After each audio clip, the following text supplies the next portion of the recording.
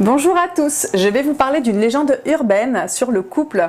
C'est que il serait fragile, il se déstabiliserait très vite, ce couple qui se séparerait pour rien. Voilà, donc moi je trouve absolument pas, je trouve que c'est vraiment une croyance très limitante que nous avons actuellement sur les couples.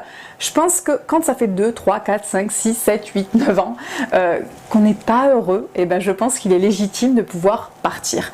Les choses ont nettement changé en quelques décennies, puisqu'avant on se mariait pour des terres, on se mariait pour la famille, les femmes n'avaient pas le droit, elles n'avaient pas de travail, elles n'avaient pas grand chose, du coup elles restaient, elles étaient forcées.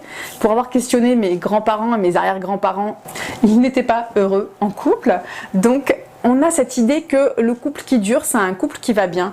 Et non, il y a des gens, je vois, qui font 30 ans ensemble, ils ne sont pas heureux. Il y a des gens qui font 5 ans, ils ont été très heureux. Peut-être que les 6 derniers mois, ou la dernière année, ou les 2 dernières années, peu importe, étaient compliqués. En tout cas, il y a eu vraiment du bonheur et du plaisir. Et je pense qu'un couple, ça se mesure pas à la durée de vie, ça se mesure aux durées de plaisir. C'est vraiment important parce qu'on est en train d'abîmer cette image du couple, que c'est un couple capricieux, un couple immature à l'heure actuelle, où les gens ne savent pas faire de compromis, ne savent pas s'adapter à l'autre.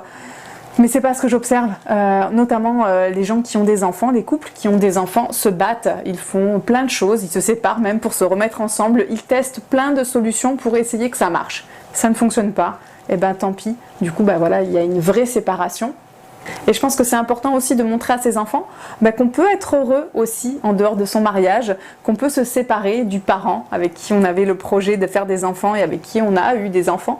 Je pense que c'est fondamental de pouvoir présenter un adulte heureux, content, épanoui à ses enfants, pour qu'ils puissent aussi s'inspirer de tout ça pour plus tard, et que une vie de couple maintenant qui dure toute la vie, c'est un peu plus rare parce que l'hédonisme est venu poindre le bout de son nez et qu'on veut être heureux, et d'être malheureux pendant 10 ans, ça n'a pas de sens, parce qu'il y a la dépression, parce qu'il y a plein de choses qui arrivent de l'ordre du mal-être, et c'est désagréable. Donc pourquoi s'entêter à persévérer dans un couple où on ne se sent pas bien? Je pense qu'il est important de pouvoir se défaire de cette légende urbaine, cette fausse croyance, cette croyance limitante, peu importe comment on peut l'appeler.